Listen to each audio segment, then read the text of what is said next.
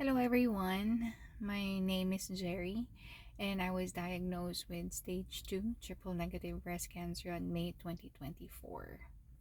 After ng diagnosis ko, nahirapan akong i-process siya at tanggapin kasi it's triple negative and it's the most aggressive breast cancer. So, every test na ginawa ko after ng diagnosis is nakaka-paranoid kasi hindi ko alam kung kumalat na yung cancer sa katawan ko. So, nakaka-paranoid siya. Even before mag-start yung chemo ko, medyo nagpapanik ako kasi by that time, hindi ko naman alam kung ano magiging reaction ng katawan ko once nag-start na yung chemo ko. So, during those difficult times of my life, sa online mass ako kumapit kay Father Raura and syempre sa buong family ko. So, I'm really thankful na nauso na yung online mass dahil sa nangyaring pandemic. And sa mga natutunan ko naman sa cancer journey ko is one, hanapin yung positive sa gitna ng lahat ng negative. Minsan kasi na-highlight lang yung negative, like may cancer ka or may cancer ako.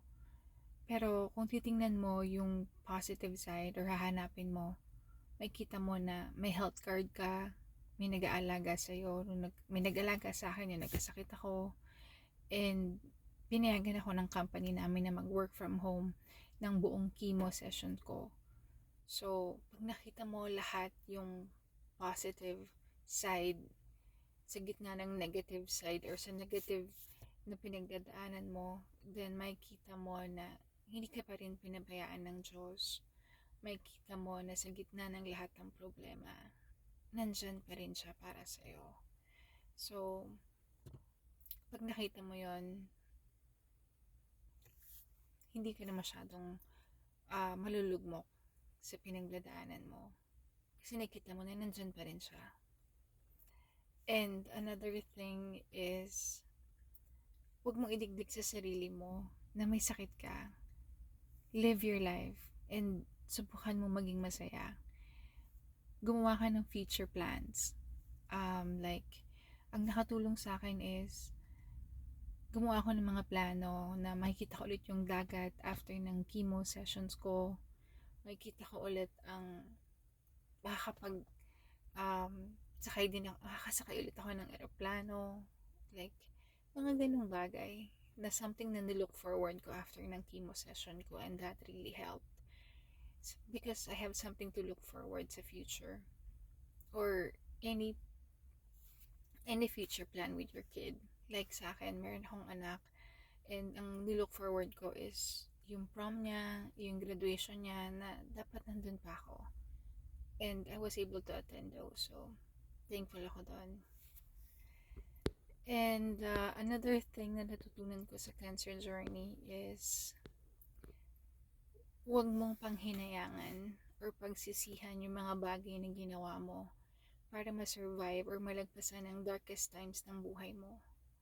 Like, if you shopping ka ng 1 week or naubos na yung sweldo mo kaka-shopping, kumain ka ng cake, kumain ka ng matatamis, kumain ka ng mga bawal, mga ganong bagay. Kung natulog ka ng 3 days, umiyak ka ng 1 linggo, ginawa mo lahat ng bagay na kaya mo, na kailangan mong gawin para malagpasan yon. So, kung yung maliit na bagay na ginawa mo is nakatulong sa'yo para malagpasan yung kahit isang araw lang sa pinagdadaanan mo, good job, 'di ba? Good job sa sarili mo kasi ginawa mo pa rin yung bagay na kailangan mong gawin to survive it. So, wag mong paghinayangan yun. Napaka-importante nun. And, live your life. Because, alam na nating lahat, life is short. Kung may mga bagay kang gustong gawin, kung may mga bagay kang gustong matutunan, then start now. One thing na natutunan ko is appreciate your life and appreciate what you have and do the things that you like most while you can. Napaka-importante nun. Siyempre binago ako ng cancer. Yung katawan ko, yung buhok ko, at yung pananaw ko sa buhay. I'm still thankful every day na nalagpasan ko yung darkest times na yon and nandito pa rin ako kasama ng buong family ko. I'm now back to work and hanggang ngayon naka-fight mode pa din ako kasi ando naman yung fear of recurrence na kailangan ko namang labanan. But I'm taking it one day at a time.